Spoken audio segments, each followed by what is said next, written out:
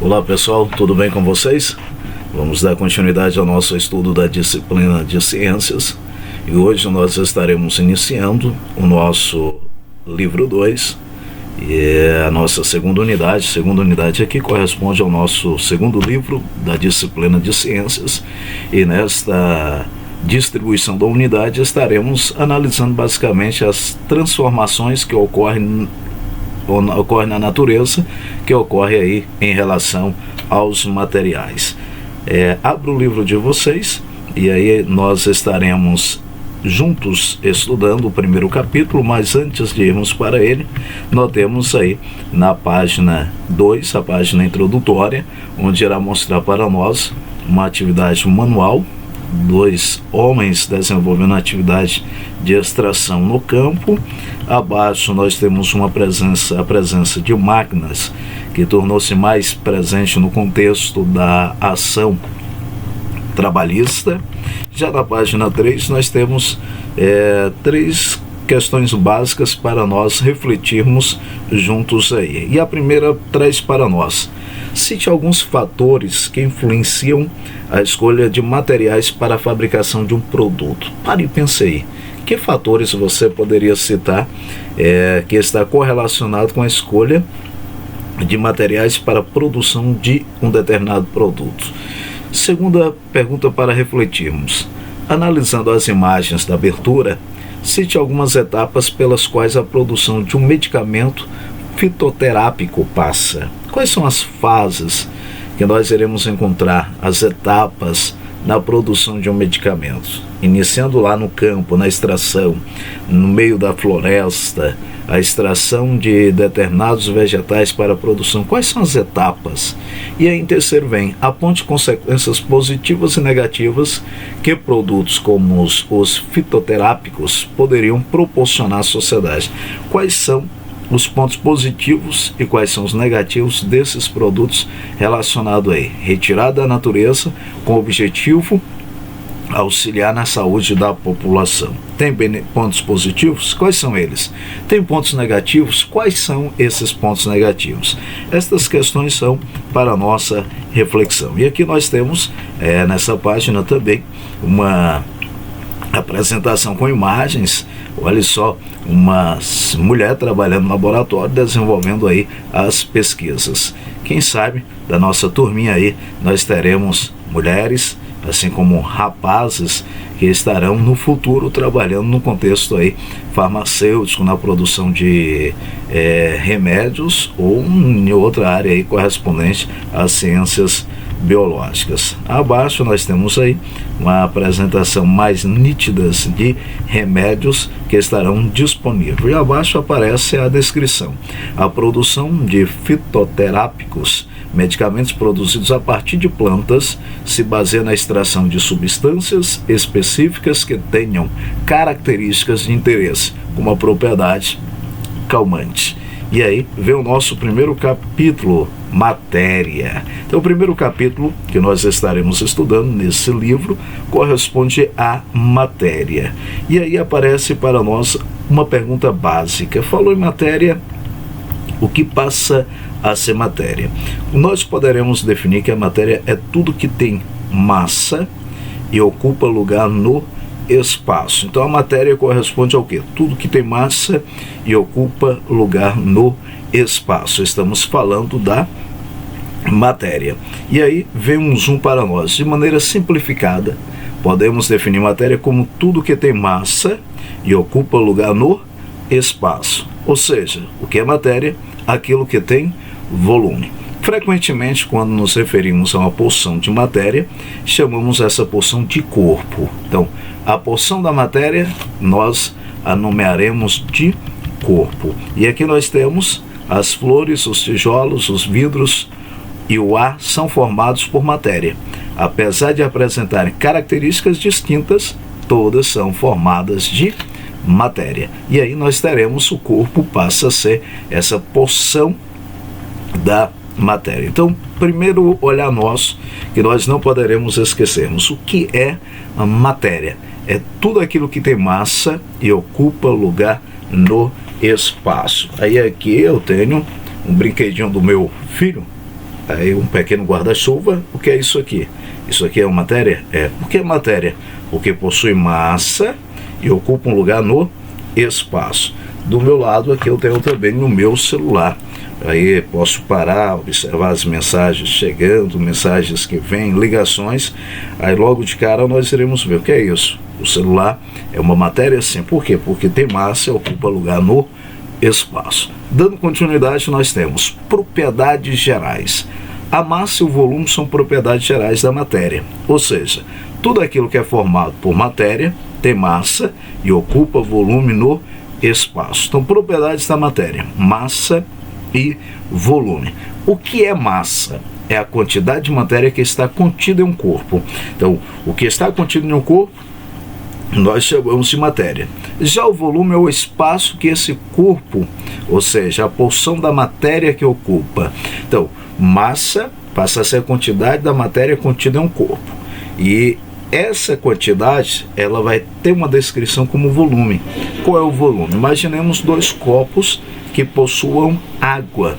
Um com maior volume, outro com menor volume. Maior quantidade, nós teremos aí maior volume. Menor quantidade, menor volume. Lembrando que a massa é a quantidade da matéria que está contida ali no corpo. Então essas duas palavras, elas são propriedades gerais do estudo da matéria. E elas estão interligadas. Mais abaixo nós teremos alguns pontos fundamentais para a compreensão desse capítulo. E aí, o primeiro ponto a observarmos após entendermos massa e volume passa a ser o Sistema Internacional de Unidades. Quando falamos Sistema Internacional de Unidades, SI, nós iremos lembrar do quilograma e a representação do quilograma, o kg. Então, quilograma, Sistema Internacional da Unidade. Nós teremos a grama, e nós teremos também aí descritivamente a tonelada. Então, quando falamos tonelada, nós iremos observar que corresponde a uma quantidade bem mais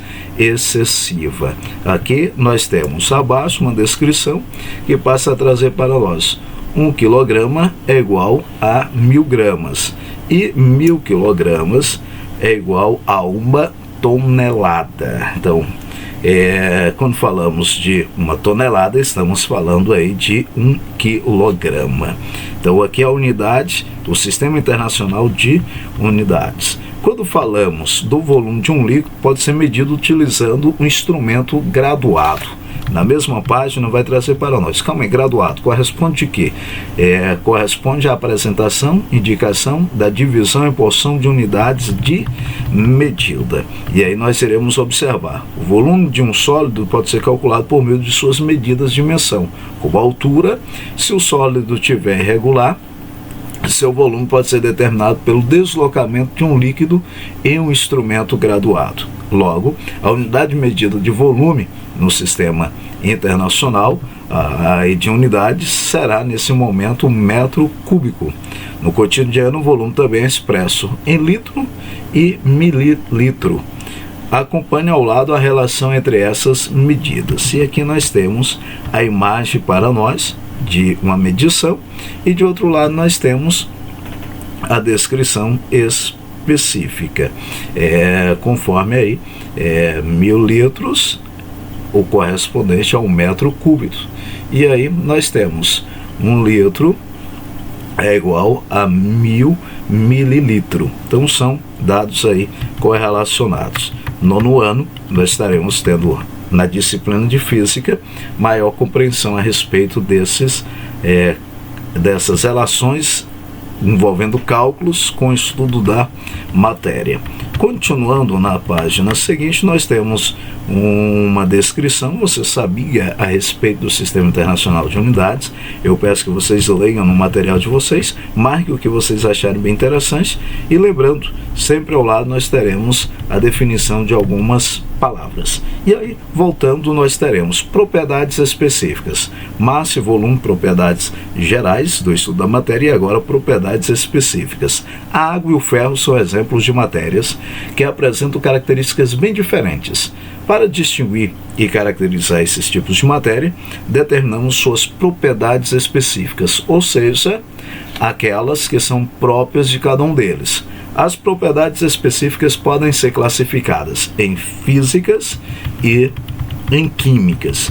Quando falamos em propriedades físicas, devemos entender que são aquelas que podem ser observadas e medidas, sem que ocorra mudança na constituição da matéria. Então ela não muda. Grande exemplo para nós temos aí a cor, a temperatura de fusão e a temperatura de ebulição e a densidade. Aqui nós estamos tratando de propriedades físicas. Então, a cor não alterou, a temperatura, tanto em fusão e tanto em ebulição, como a densidade, não traz alteração. E aí vem temperatura de fusão, temperatura de ebulição, vem a densidade, lembrando que aqui corresponde a ações físicas, porque não traz nenhuma alteração. Mas quando falamos em propriedades químicas, nós deveremos observar que tratam basicamente aquelas quando são observadas e medidas quando ocorrem transformações na constituição da matéria. Essas propriedades indicam a capacidade de a matéria ser transformada. Por exemplo, a oxidação é uma propriedade química que o ferro apresenta ao entrar em contato com o vapor de água e o gás oxigênio presentes no ar. Nesse processo é produzido uma ferrugem, um novo material de cor castanho alaranjada. Já observaram um ferro quando ele está com ferrugem? O que aconteceu? Oxidação. Nós iremos notar que houve um contato do ferro com a água e com gás oxigênio presente no ar.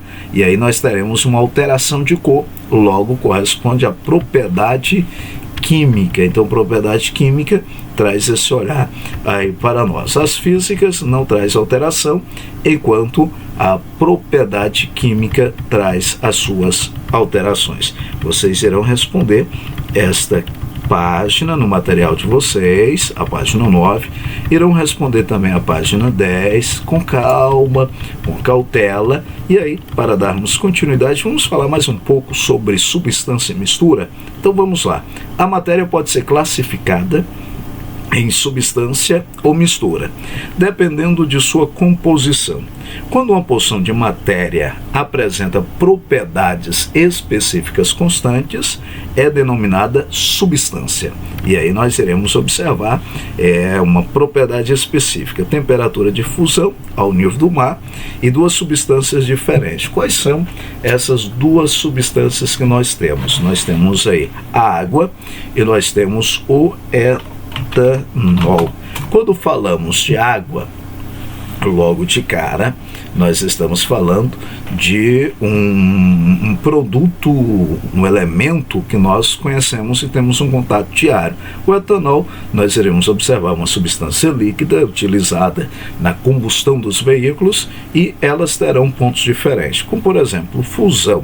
A fusão é o processo de passagem de uma substância do estado sólido para o estado líquido. Não esqueçam aí, passou do estado sólido para o estado líquido. Quando a água passa do sólido para líquido, então nós iremos observar aí a 0 graus Celsius. O etanol, quando é que vai passar do sólido para líquido? Menos 114 graus Celsius. E quando nós falamos de ebulição, aí nós iremos tratar basicamente de quê?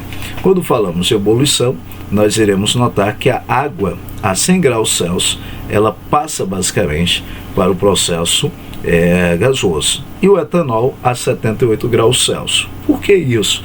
Porque o etanol ele acaba evaporando bem mais rápido. De outro lado, nós temos também a diferença em densidade, aí quando chega a 20 graus Celsius.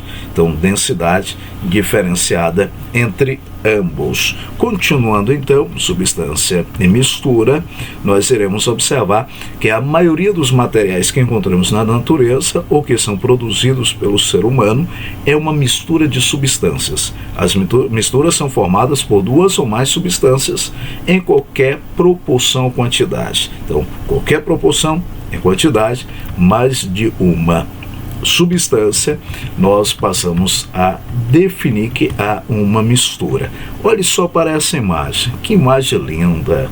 Imaginemos as nossas férias e em meio, vamos pensar num lugar bem lindo, Havaí. Eita, lugar lindo demais. Vocês conhecem? Eu tenho um conhecimento do Havaí, só dos filmes, mas bom demais, né? Olhar paisagens lindas nos encanta. E aí vamos observar essa imagem. Imaginemos todo mundo de férias. Quem é que vai patrocinar nossas férias nesse lugar lindo? Quem topa aí, dá um ok lá no grupo. E aí nós temos nessa imagem 3 letras, A, B e C. Nós iremos notar a letrinha A, ela está numa parte superior e vai indicar para nós aqui embaixo. O atmosférico é uma mistura de substâncias. Nós teremos gás oxigênio, gás nitrogênio, teremos vapor de água, teremos gás carbônico. Não estamos vendo nada, mas é uma grande mistura. E aí nós temos uma mistura correlacionada ao ar atmosférico. Letrinha B, notaremos a água do mar. É uma mistura? Sim. Quem teria coragem de beber a água do mar? Não. A água do mar não tem como bebermos, porque nós teremos uma composição lá de cloreto de sódio. Então há uma mistura. Qual é essa mistura da água do mar? Nós temos a água, outras substâncias como sal, cloreto de sódio, e teremos também o gás oxigênio presente na água. E de outro lado nós temos a letrinha C, o solo. Quando observamos o solo, perceberemos que é uma mistura formada por componentes, que varia de acordo com a localização. Por exemplo, areia, argila, teremos água em áreas bem úmidas. Então mistura passa a ser a soma de uma ou mais substância. E aí nós teremos a mistura. De outro lado, nós teremos na página seguinte, você sabia a importância dos sais minerais presentes na água potável. Ao beber água potável da torneira ou água mineral, estamos ingerindo diversos sais minerais, como a substância água. Esses minerais desempenham um papel importante no funcionamento do organismo. Por isso, ao ingerir água sem minerais, apenas a substância, corre-se o risco de não fornecer ao organismo a quantidade de minerais que ele precisa para se manter em equilíbrio. Isso pode afetar o funcionamento de diversos órgãos, como o nosso cérebro e os rins. Então nós iremos observar aí a composição química. Nós teremos bicarbonato, teremos cálcio, teremos potássio, sulfato, fluoreto, o bário, brometo, estrôncio, sódio, nitrato, estão presentes aí na composição da água. Então nós temos aí falando da mistura. Continuando, nós temos a interação, essa atividade nós iremos desenvolvê-la, fiquem tranquilos. E aí vem mais uma parada obrigatória, página 14, desenvolvam a atividade e a página 15. E depois retornaremos para darmos continuidade a esse assunto, falando sobre misturas homogêneas e misturas heterogêneas. Então, que é matéria, passa a ser o foco desse primeiro contexto explicativo dessa unidade. Um forte abraço a todos vocês e muita saudade. Abraço.